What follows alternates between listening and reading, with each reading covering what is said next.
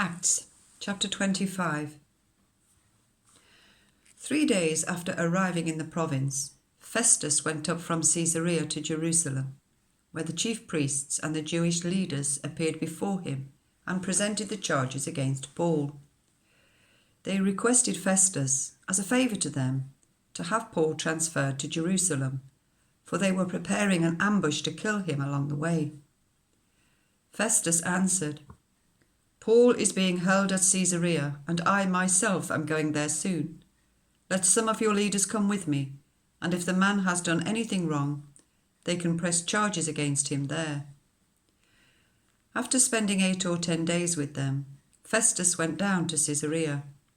The next day he convened the court and ordered that Paul be brought before him. When Paul came in, the Jews who had come down from Jerusalem stood round him. They brought many serious charges against him, but they could not prove them. Then Paul made his defence. "I have done nothing wrong against the Jewish law, or against the temple, or against Caesar." Festus, wishing to do the Jews a favour, said to Paul, "Are you willing to go up to Jerusalem and stand trial before me there on these charges?" Paul answered, "I am now standing before Caesar's court, where I ought to be tried.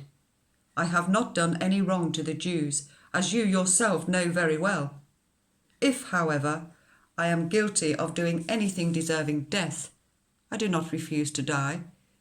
But if the charges brought against me by these Jews are not true, no one has the right to hand me over to them. I appeal to Caesar." After Festus had conferred with his council, he declared, "You have appealed to Caesar. To Caesar you will go."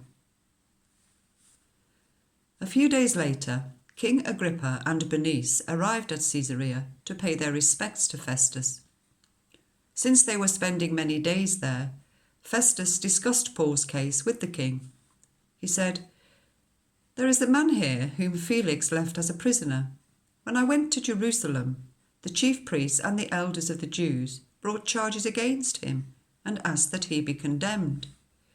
I told them that it is not the Roman custom to hand over anyone before they have faced their accusers and have had an opportunity to defend themselves against the charges.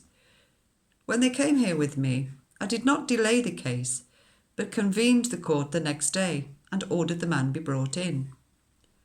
When his accusers got up to speak, they did not charge him with any of the crimes I had expected.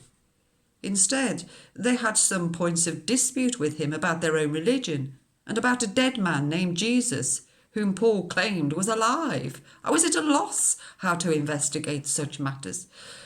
So I asked if he would be willing to go to Jerusalem and stand trial there on these charges.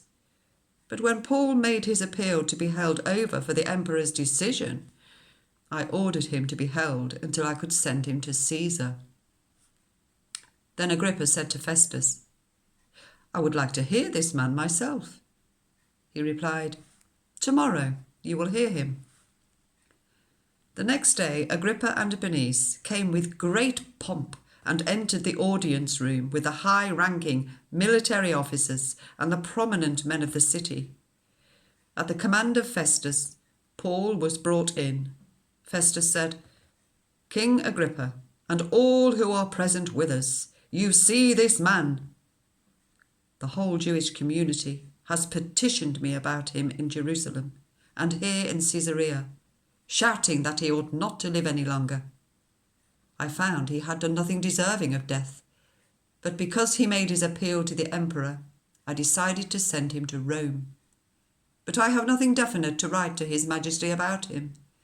Therefore I have brought him before all of you, and especially before you, King Agrippa, so that as a result of this investigation I may have something to write.